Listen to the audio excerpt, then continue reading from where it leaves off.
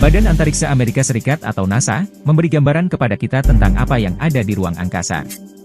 Namun, muncul dugaan, kalau NASA telah melakukan banyak kebohongan dan rekayasa untuk menipu umat manusia. Berikut ini beberapa rahasia yang disembunyikan NASA, namun bocor ke publik.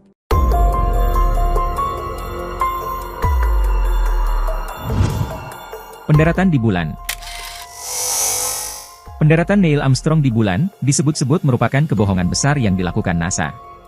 Banyak yang menduga, kalau pendaratan di bulan itu dilakukan di bumi seperti pembuatan film. Jika tentang bendera dan keanehan foto sudah banyak yang tahu, mari kita lihat beberapa bukti lain yang banyak orang belum tahu.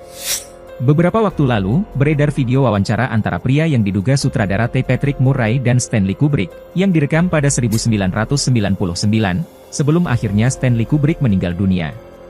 Video itu memuat pengakuan, bahwa misi luar angkasa Apollo 11 pada 1969, adalah bohong.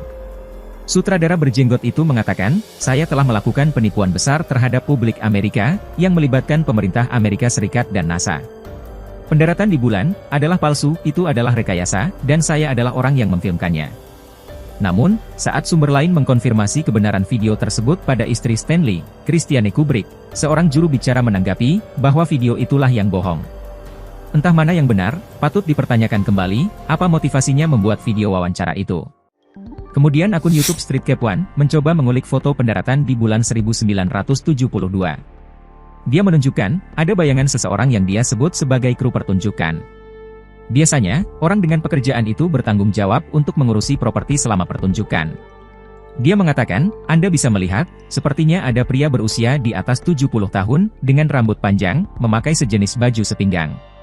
Ini membuatku mulai bertanya-tanya, di mana baju astronot pria ini? YouTuber ini tidak memungkiri, bahwa tentu ada pria lain dalam misi ke bulan itu, namun, tentunya mereka akan memerlukan baju astronot untuk berada di ruang hampa bulan. Suara musik di bulan.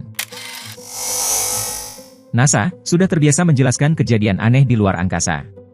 Saat mengemudikan pesawat berbentuk kapsul ruang angkasa Apollo 10 di sekitar sisi gelap bulan, astronot Eugene Cernan mulai mendengar suara musik.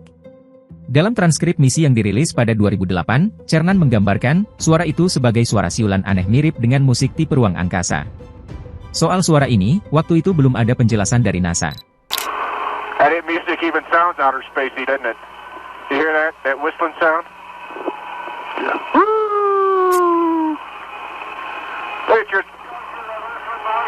Yeah, it sounds like, outer space type music.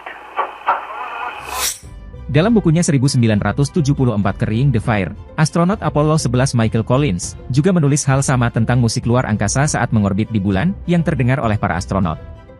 Terkait kejadian ini, NASA lantas memberikan penjelasan, mengapa terdengar suara tersebut.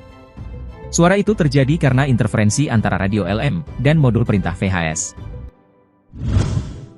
Formasi tiga cahaya aneh di luar angkasa. Pada tahun 2006, setelah 12 hari di ISS, para astronot yang bersiap untuk kembali ke rumah dengan pesawat ulang-alik Atlantis, memiliki pengalaman yang memicu konspirasi baru. NASA Unexplained Files dari Science Channel mengungkapkan, bagaimana Komandan Brent Jet memanggil Mission Control untuk melaporkan penampakan 3 objek di luar angkasa, yang tampaknya terbang dalam formasi. Dalam sebuah rekaman, Komandan Brent Jet berkata, ada semacam struktur reflektif. Ini adalah struktur yang jelas tidak kaku, bukan struktur logam padat. Ini tidak seperti apapun yang pernah saya lihat di luar pesawat ulang-alik, itu sudah pasti. Mantan penyelidik UFO di Kementerian Pertahanan, Nick Pope, menjelaskan mengapa laporan itu ditanggapi begitu serius oleh NASA. Berdasarkan cara benda-benda itu bergerak, NASA menyimpulkan bahwa benda-benda misterius itu hanyalah puing-puing luar angkasa yang memantulkan sinar matahari. Tapi, tidak semua orang setuju dengan penjelasan resmi tersebut. Blogger luar angkasa, Dan Benkert mengatakan, penjelasan NASA tentang sampah luar angkasa, bagi saya adalah konyol. Mereka harus bisa mengenali apa itu sampah luar angkasa, karena orang-orang ini adalah astronot, mereka sudah dilatih untuk itu. Astronot pernah melihat UFO dan alien. Dalam sebuah wawancara dengan Science Channel pada 2005 lalu, Buzz Aldrin mengatakan tentang benda misterius, yang mengikuti Apollo 11 dalam misi ke bulan. Dia mengatakan, ada sesuatu di luar sana yang cukup dekat untuk diamati, tapi apa itu? Astronot lain Michael Collins, memutuskan untuk melihatnya melalui teleskop. Pada satu posisi, bentuknya seperti serangkaian elips. Namun saat dipertajam, itu seperti objek berbentuk huruf L. Namun, mereka berdua, termasuk Neil Armstrong, tak mau membuat keributan saat itu, dan memilih untuk tidak melaporkannya, karena bisa-bisa memunculkan banyak dugaan dan spekulasi. Beberapa waktu kemudian, astrofisikawan David Morrison menjelaskan, kemungkinan itu adalah panel yang terpisah dari pesawat ruang angkasa, walaupun penjelasan resmi ini tak memuaskan. Kemudian ada Edgar Mitchell, manusia ke-6 yang menginjakkan kaki ke bulan, pada 6 Februari 1971 dengan Apollo 14. Dalam sebuah acara radio di Inggris, dia mengaku percaya ada kehidupan lain di luar bumi. Dia mengeluarkan pernyataan, alien telah mengunjungi bumi, dan fenomena UFO adalah nyata. Meski, pemerintah sengaja menutup-nutupi hal ini selama 60 tahun terakhir. Karena Mitchell adalah seorang astronot, banyak orang tak meragukan pendapatnya.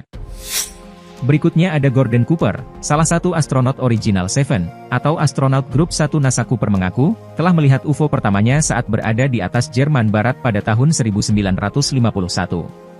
Dalam wawancaranya dengan Yolanda Gaskins di Paranormal Borderline pada 1996 dia mengatakan, saat itu, sekelompok UFO terbang lebih cepat dan lebih tinggi daripada pesawat buatan manusia pada zamannya, dan membentuk formasi tertentu.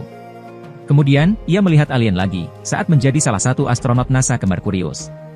Cooper mengatakan kepada pengontrol misi NASA, bahwa dia sedang mengamati benda hijau bercahaya yang mendekatinya dengan cepat.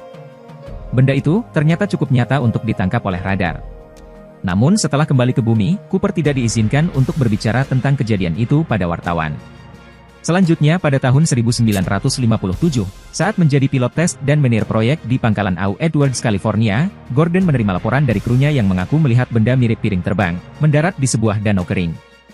Benda aneh itu mendarat dengan 3 kaki, tanpa mengeluarkan suara. Namun saat didekati, benda itu langsung lepas landas. Foto penampakan benda misterius itu, kemudian diserahkan pada para atasannya di Pentagon, namun, tak pernah ada jawaban atau tindakan. Hingga menghembuskan nafas terakhir, Cooper punya keyakinan bahwa pemerintah AS memang menutupi informasi tentang UFO. Kematian astronot Apollo. 3 astronot Amerika Serikat, Virgil Grissom, Edward White, dan Roger Chaffee, tewas setelah kebakaran melanda pesawat ruang angkasa Apollo 1 pada 27 Januari 1967.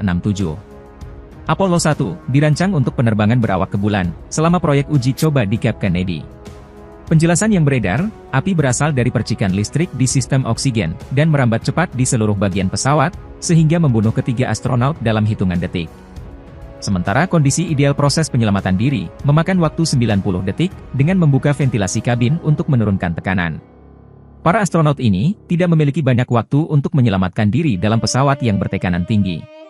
Insiden Apollo 1, kemudian menjadi prioritas penyelidikan NASA. Badan Antariksa AS itu mendapatkan banyak kritik, karena dianggap telah meremehkan kemungkinan kebakaran di dalam pesawat. Sejumlah modifikasi pun baru dilakukan pada pesawat ruang angkasa jenis Apollo, agar lebih mudah dibuka dari dalam, interior kapsul dibuat lebih tahan api, dan udara di dalamnya campuran dari nitrogen dan oksigen, bukan oksigen murni yang mudah terbakar, serta pakaian tahan api untuk astronot. Sebelum tewas dalam kebakaran Apollo 1, Virgil Grissom menyatakan, bagaimana kita bisa sampai ke bulan, jika kita tidak bisa berkomunikasi di antara 2 bangunan? Perkataan terakhirnya itu, diduga menjadikan Virgil sebagai sasaran, yang tak lama kemudian, dia terjebak dalam kapsul yang terbakar bersama astronot lainnya. Anak dan istri Virgil percaya, kalau Virgil terbunuh secara sengaja. Penyidik juga mengatakan, kalau perkataan Virgil ini, bisa membahayakan proyek Apollo 1 dalam perlombaan ke bulan.